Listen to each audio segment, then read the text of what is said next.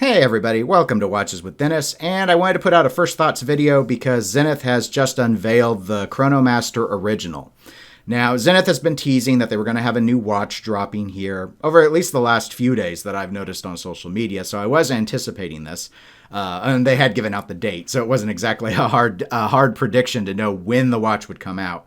I think there were a lot of thoughts that it would be some sort of El Primero based off of the footage that we're giving. But that also is pretty consistent with what Zenith has been doing lately, which I would describe as really since 2019, a lot of revival-oriented models around the El Primero, because that sort of marked, I believe, the 50th anniversary, from 1969 of the unveiling of that movement. Now, in terms of what Zenith, I've never owned a Zenith. I've looked at a couple of the revival models. The A385 in particular. The A384 has a similar case shape though. It's a more cushion case style. And those were throwbacks to some of those original El Primero watch designs from the late 60s, early 70s that Zenith went with. But as a company, it's been one I've been interested in. Zenith and Breitling are sort of the two that I associate with chronographs, just like the movements broadly. Obviously, we know companies like Omega with the Speedmaster and Rolex with the Daytona have very famous chronograph models, though it's, as many who are familiar with Zenith would know, Rolex for a while was using the El Primero movement in the Daytona back in the day, as one would say. So what's so special about this version is it's basically it's another interpretation of the A386. And they've done that before. In fact, they did that in 2019 to mark the anniversary. But the issue at that time was they were very limited. I think it was 150 pieces. And those were like split equitably between rose gold, white gold, and yellow gold. So it was only in precious metal and it was super limited. So most people didn't actually obtain that watch. So there's been a desire to see sort of a traditional size design of the A386 in stainless steel. And that is what Zenith has finally delivered, though they didn't just deliver it in stainless steel. So essentially, we're just going to go over the specs of the watches really quick. There are two dial variants, but sort of I'd say there are three watches in general. So we've got the traditional original layout, which is the one where you've got the black, gray, and blue subdials. You've also got that same sort of layout, color scheme going on, but in a rose gold case. And then they've also done the watch in the same sizing in stainless steel, but with a reverse panda. So you've got some choices here now, but I think the original or possibly the reverse panda in the stainless steel is what's going to be most interesting to people. So in terms of the basic specs, these models are known as Chronomaster Original A386s. They've got obviously different reference numbers depending on if you're going for the gold one or the reverse panda or the original in stainless. The diameter is 38 millimeters, so true to traditional form there. 12.6 millimeters of thickness. Obviously, you're either getting a stainless steel case or you're getting a rose gold case. These watches are loomed with super luminova. The water resistance is only 50 meters on them, which I think is consistent with some of the other El Primeros I've seen Zenith put out. In terms of securing the watch, calfskin straps are an option on all three versions, and then the stainless versions also have a bracelet option. Now, that sort of leads into what they've changed from the historic look of the watch. It's very close to the original, but they did make a few exceptions. One is the bracelet.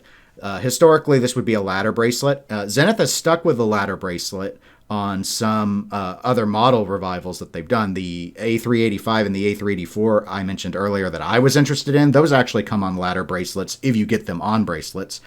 In this instance, though, it's got the more modern bracelet with the double folding clasp.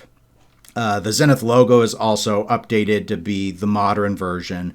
And the red seconds hand is straight. It wasn't straight historically, but it's now with what they've been doing lately. But everything else is very much original, from the sapphire crystal and how it's cut and shaped to the overall case aesthetic.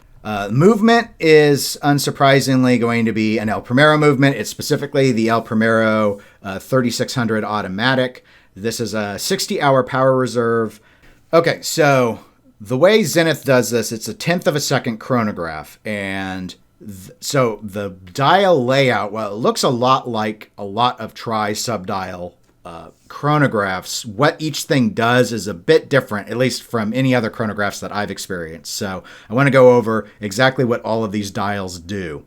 So the central chronograph hand, that's the red hand, that actually completely revolves around the watch every 10 seconds. So it's designed to make it easier for you to see 1/10 of a second, just because it's taking up so much space is being taken up by each of those 1/10 of a second markers, rather than you having to sort of squint, because they're technically any movement that operates at 5 hertz, which this movement obviously does, would be able to give you a breakdown to a 1/10 of a second on timing. But it's not always the easiest thing to read. So you've got the 1/10 of a second chronograph feature with that red second hand, or I should say 1/10 of a second hand there at the center of the dial. That's also where the hours and the minutes are tracked like we typically expect for just regular timekeeping. Then the subdial at the 3 o'clock is a 60-second counter. So that's also part of the chronograph feature. So it's keeping track of the individual seconds. And then at the 6 o'clock position is a subdial, and that's keeping track of the minutes. So this will track all the way up to an hour via that dial. The subdial at the 9 o'clock position is the small seconds hand. So that's keeping the traditional timekeeping seconds to complement the hour and minute hand. So it's a bit wordy to all describe, but visually it makes a lot of sense. And you probably noticed in the video that I had towards the beginning of my video from Zenith, that speed that center 1/10 of a second hand is whipping around at. It's really visually impressive. It's actually what I like about this, and I guess I'll go into my final thoughts, because there's not really anything else to describe about the watch. Obviously, it just came out. I haven't handled it. I have been very interested in Zenith for quite a while. As I've noted, I really like that they're one of the few companies that still, I like them, and Grand Seiko are the two that come to my mind that still like to do a lot of high beat movements. And by high beat, I mean 5 hertz or more. And it makes a lot of sense for chronograph purposes because of that 1/10 of a second feature. And the thing is, whereas I noted I've been visually interested in the A385 or the A384 from a case design aesthetic, it does not have that 1/10 of a second tracker that goes around every 10 seconds on the dial. Instead, I believe they are following the more traditional model, where that is the chronograph seconds, and the red hand takes a minute to completely completely revolve around the dial of the watch, which is how I'm used to it. But it's just for chronographs. But just with this, I just think it's really visually eye-catching. Not to mention that the pricing on this watch is very similar to what those other revival watches have run at. I guess I should go ahead and mention the pricing. So the gold version is listed on Zenith's website at $19,100. The reverse panda and traditional dial on bracelet are listed at $9,000, and the calfskin strap options for both of the steel variants are listed at $8,400.